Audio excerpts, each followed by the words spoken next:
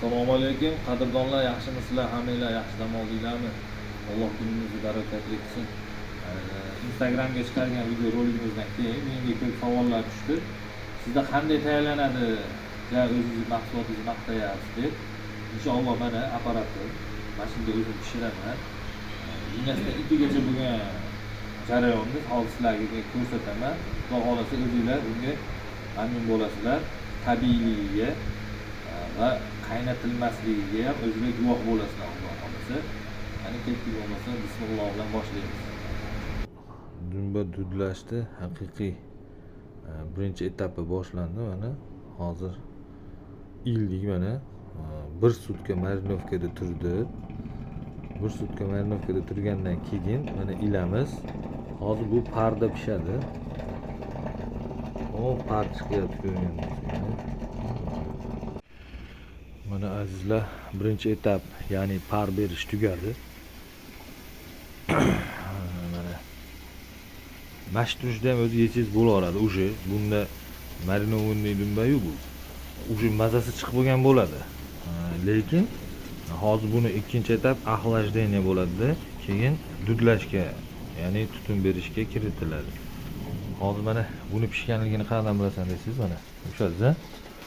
Bunday ko'rdingiz. Barmog'ingizga osonlikcha tegish kerak. Bu pishib bo'lganda u pishgandan dalolat.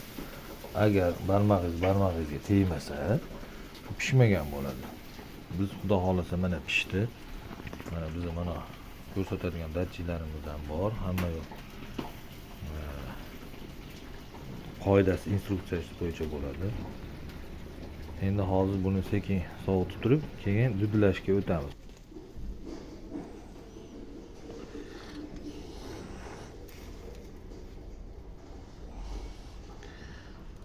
Mana tutun boshladik, mana tutun berishdi. Xudo xolasa endi pechkalarimizni yopamiz. Mana tutun уже boshlandi. Ichkariga ham kiradi. Shu tashqaridan bilib turamiz. Ichkariga qanaqa tutun kirayotganini, oqmi, qorami. Mana qadrdonlar, tutun berishimiz ham tugadi. Mana dumbani endi ko'ringlar, rangi ro'yini zolotistый sariq bo'lib dud yedi, ya'ni tutun yedi. Mana hozir endi buni sekin chiqarib, mana pripravalarimiz, mana sinimiz ham tayyor bulashga. Hozir mana sekin chiqarib bulaymiz pripravaga. Mana qadrdonlar, dumbamiz tayyor bo'ldi. Xudo xolasa bugun qiziliga zakazimiz bor edi, shuning uchun qizili ko'p bo'ldi.